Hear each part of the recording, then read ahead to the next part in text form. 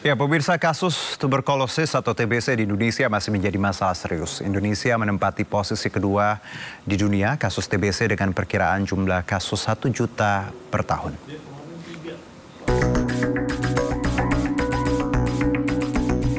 TBC di Indonesia saat ini diperkirakan mencapai 1 juta kasus baru per tahun dengan 134.000 kematian tiap tahunnya.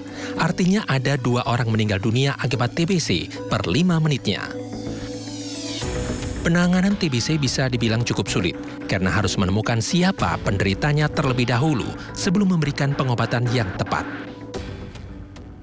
Nah, pengalaman kita untuk nemuin satu, kita mesti ngetes 10. Jadi dari 10, ketemu 1. 10 ketemu 1. Jadi bayangin kalau untuk dapat 1 juta, kita mesti screeningnya 10 juta orang.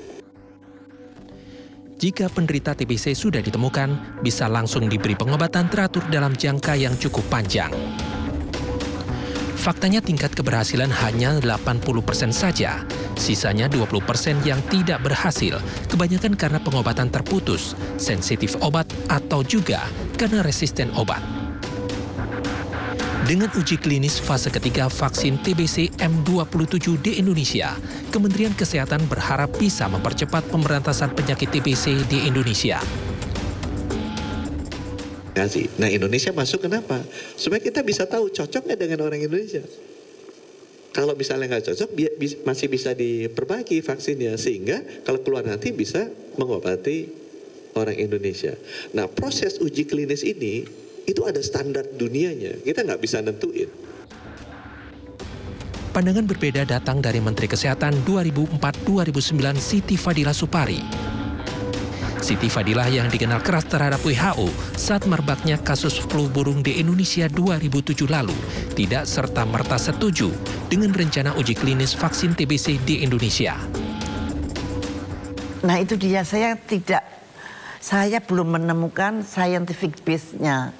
Kenapa TBC di Indonesia harus divaksin? Menurut saya, kalau Anda pengen menurunkan angka tuberkulosa di Indonesia untuk tahun 2030, 5 tahun lagi, itu dengan eradikasi. Eradikasi itu memberantas orang yang sudah sakit TB atau mengobati orang yang sakit TB secara komprehensif. Lebih lanjut, Siti Fadila khawatir nantinya masyarakat akan diwajibkan vaksin TBC sebagai syarat berkegiatan, seperti halnya pada masa pandemi COVID-19 lalu. Saya khawatirnya sebetulnya begitu lihat Bill Gates ingat vaksin COVID, aduh nanti jangan-jangan masyarakat semua disuntik, mau ke mall harus punya tanda suntik, mau kemana-mana harus disuntik. Nah, itu yang menakutkan masyarakat. Dalam keterangan tertulisnya, Kementerian Kesehatan menyebut uji klinis vaksin TBC M27 di Indonesia diberikan pada 2.095 partisipan yang sudah terdaftar dan melalui berbagai tahapan sebelumnya.